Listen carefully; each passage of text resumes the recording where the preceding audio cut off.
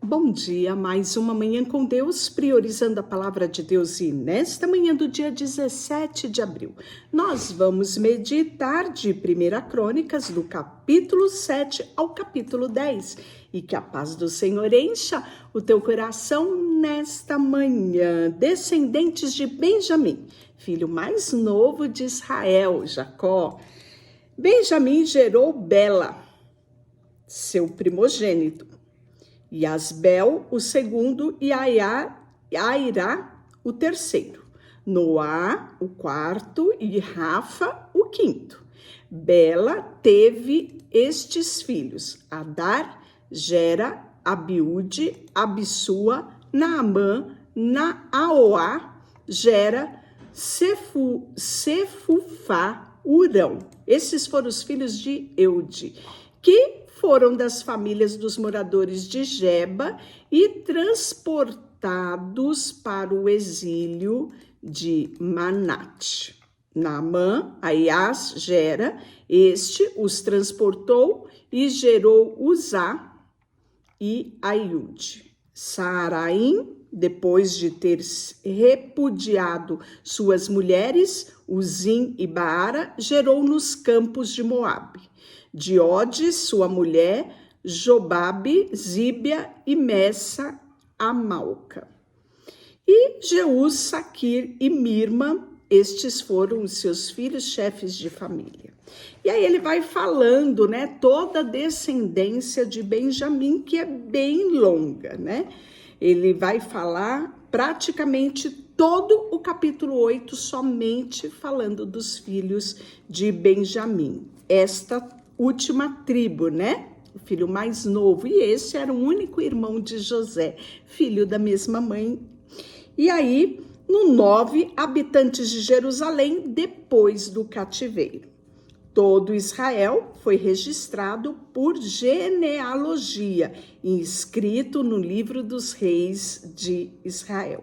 E Judá foi levado para o exílio babilônico por causa das suas transgressões.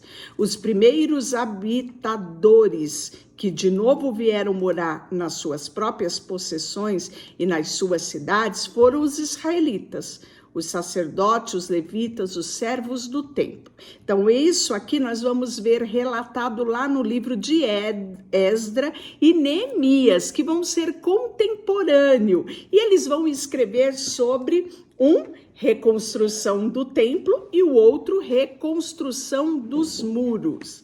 Porém, alguns filhos de Judá, dos filhos de Benjamim e dos filhos de Efraim e Manassés, habitaram em Jerusalém. Utai, filho de Amiúde, filho de Onri, filho de Inri, filho de Bani, dos filhos de Perez e dos filhos de Judá. Então ele vai falar ainda que dos sacerdotes Gedaías, Joiaribe, Jaquim, Azarias, filho de Euquias, filho de Mesulão e filho de Zadok, filho de Meraiote. Então nós vamos ver aqui os sacerdotes. Logo no versículo 14, ele vai falar dos levitas, né? E ele vai trazer todos os levitas, inclusive até vai falar dos porteiros. Davi havia instituído cada um no seu posto, era tudo muito bem organizado. Então é por isso que aqui em Crônicas a gente vê tudo, né, muito bem organizado. Todos esses escolhidos para a guarda das portas foram 212. Estes foram registrados pela sua genealogia nas suas respectivas aldeias. Davi e Samuel, o vidente, os constituíram, cada um no seu próprio cargo. Eles guardavam, pois, ele e os seus filhos, as portas da casa do Senhor, na casa da tenda. Os porteiros estavam aos 4 ventos, do oriente ao ocidente, ao norte e ao sul. E seus irmãos que habitavam nas suas aldeias tinham que vir de tempo em tempo para servir com eles durante 7 dias. Porque não porque havia sempre naquele ofício 4 porteiros principais, que eram levitas e tinham o seu cargo nas câmaras dos tesouros da casa de Deus.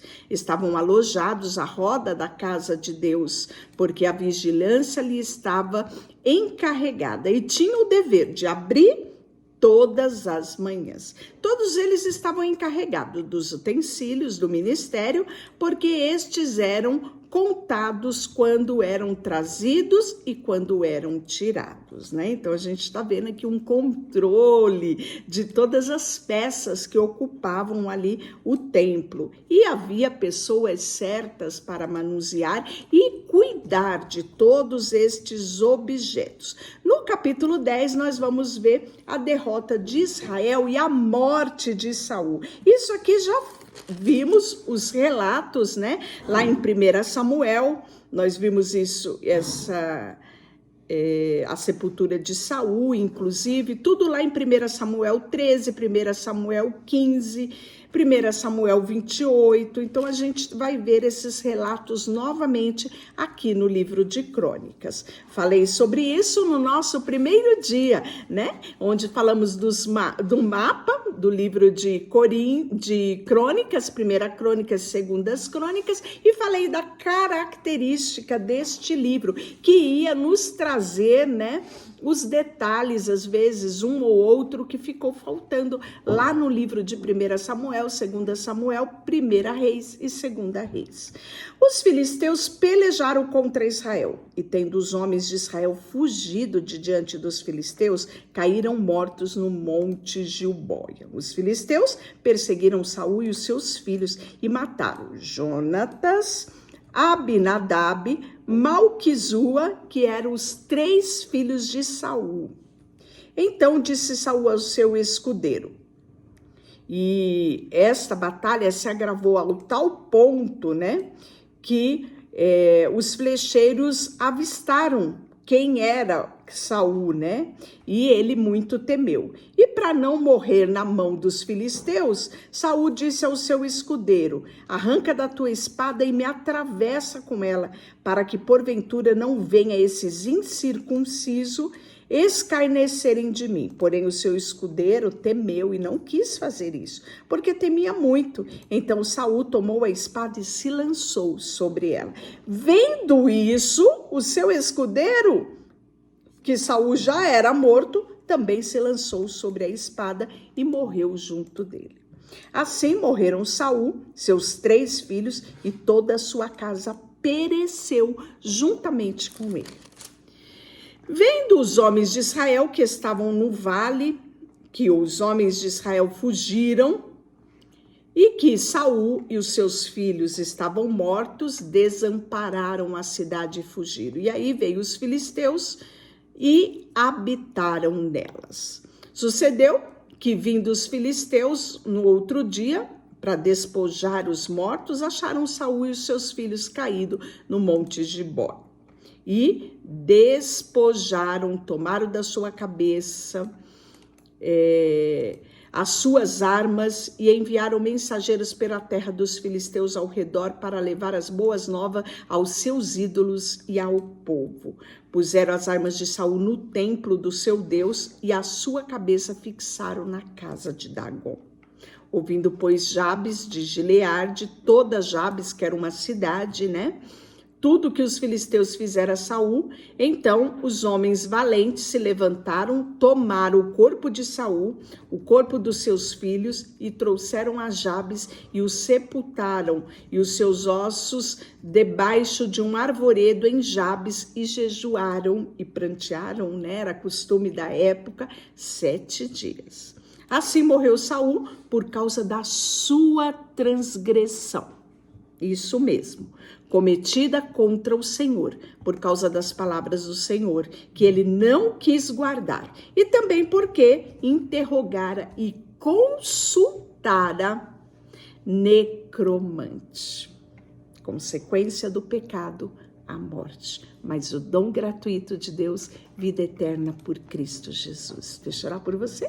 Senhor, nesta manhã, colocamos diante de Ti o nosso coração, a nossa vida, entregamos tudo o que temos e somos. Em nome de Jesus, amém. Deus te abençoe.